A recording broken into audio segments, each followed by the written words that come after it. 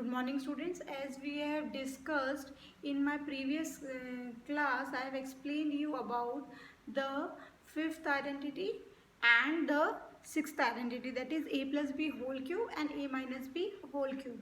Now from those identities we discuss the further two identities, that is a seventh identity and eighth identity. So let's discuss the fifth identity, which says a plus b whole cube equal to a cube plus b cube plus 3a square b plus 3ab square. Yes, I have just changed the order. B cube I will write it this side, so I have written in this way. Yes, now we have to make an identity for this. So what we do, these two terms we will do the transposition and send it towards the left side of it. Minus 3a square b minus 3ab square equal to a cube plus b cube. Now what is common in these two? You can see the 3 is common, a is common and b is also common.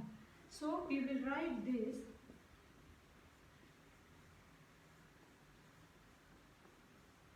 minus plus minus minus plus minus. That's why we will write inside the bracket as plus is equal to a cube plus b cube. So this is our seventh identity. Yes, this is our seventh identity. A plus b whole cube is equal to a plus b, ab bracket a plus b equal to a cube plus b cube. So this is the way we will do the seventh identity. Now how to remember this? This is very easy. A cube plus b cube, it is of positive, so a plus b whole cube. Now because this is of plus, so here you write minus 3ab and repeat the same bracket, a plus b. Yes, now what we will do the same for a minus b, a cube minus b cube. So for that, let's do the sixth identity. A minus b whole cube is equal to a cube minus 3a cube b minus 3a square b plus 3ab square. This is the sixth identity which we have discussed last time. So the same identity we will do it. What we do, we have to find out the value of a cube minus b cube. So these two terms we will send it to that side.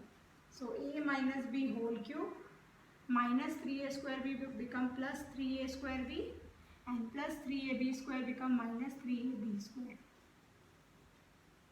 Again we will do take the common terms, 3ab.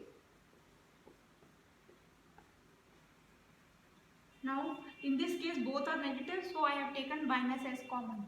But in this case we will take 3ab as common. A minus b equal to a cube minus b cube. There are few students this is the eighth identity. So on wherever you have written all the identities, please copy down this seventh and eighth identity. Now there are few students who assume that a plus b whole square is equal to a square plus b square. Students, this is very wrong.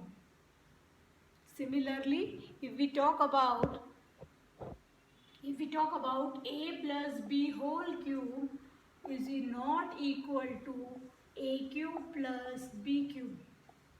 Why? Let's take a value. If we put a value as 2 and b value as 3, so 2 plus 3 whole cube. 2 plus 3 is 5, 5 cube is 125, is not equal to 2 cube plus 3 cube. Now 2 cube is 8 and 3 cube is 27. When you add up together, it is 35. Yes? So mostly students are confused that a plus b whole square equal to a square plus b square. No. It is equal to a plus b whole square is equal to a square plus b square plus 2ab. If it has to be make it as equal, you have to write 2 times ab. So the remaining parts of the questions, we will apply the seventh and the eighth identity. Thank you.